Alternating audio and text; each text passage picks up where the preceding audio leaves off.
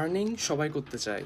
কিন্তু আর্নিং করার জন্য যেই ছোট্ট একটা ফান্ডামেন্টাল বিষয় যেটা আপনাকে বুঝতে হবে, সেই বিষয়টা হচ্ছে আপনি মাঝখান থেকে কারেন্সি বা টাকা ওটাকে সরিয়ে ফেলেন। মনে করেন টাকা এই পৃথিবীতে এক্সিস্টই করে না।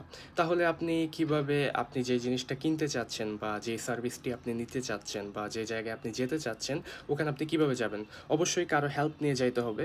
যেমন আপনি চাচ্ছেন যে আপনি একটা গোল্ডের চেইন কিনবেন বা চেইন নিবেন। এখন টাকা এই পৃথিবীতে এক্সিস্ট করে না। টাকা নামের কোনো জিনিস নেই। তাইলে আপনি ওই গোল্ডের চেইনটা কিভাবে নিবেন?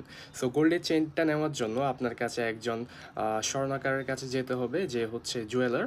ওর কাছে যেতে হবে, ওর কাছে গিয়ে ওকে আপনাকে একটা হেল্প করতে হবে। আপনি ওর একটা প্রবলেম আপনাকে সলভ করতে হবে এবং যার বিনিময়ে সে আপনাকে ওই গোল্ডের চেইনটা দিবে। বা এমন কারো কাছে আপনার কাছে যেতে হবে যার হচ্ছে গোল্ডের চেইনটা রয়েছে।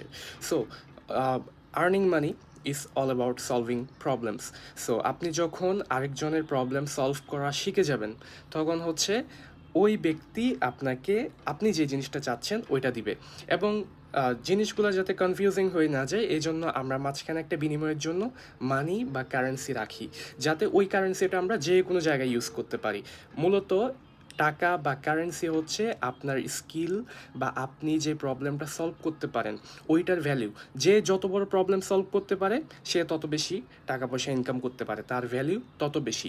সো আপনি যদি টাকা পয়সা ইনকাম করতে চান, ভ্যালুয়েবল হতে চান, তাহলে হয় নিজের স্কিলটাকে ডেভেলপ করেন, নিজেকে আরও ভ্যালুয়েবল করেন, অথবা এমন একটা প্রোডাক্ট বের করেন যে প্রোডাক্টটা আরেকজনের প্রবলেম সলভ করবে। হয়তো সেটা খাবার হইতে পারে, সেটা পরনের পোশাক হইতে পারে, সেটা যে কোনো ধরনের প্রোডাক্ট হইতে পারে যে প্রোডাক্টটা আরেকজনের প্রবলেম সলভ করবে বা আরেকজন মানুষের ওই প্রোডাক্টটা প্রয়োজন। সো হয় প্রোডাক্ট অথবা সার্ভিস।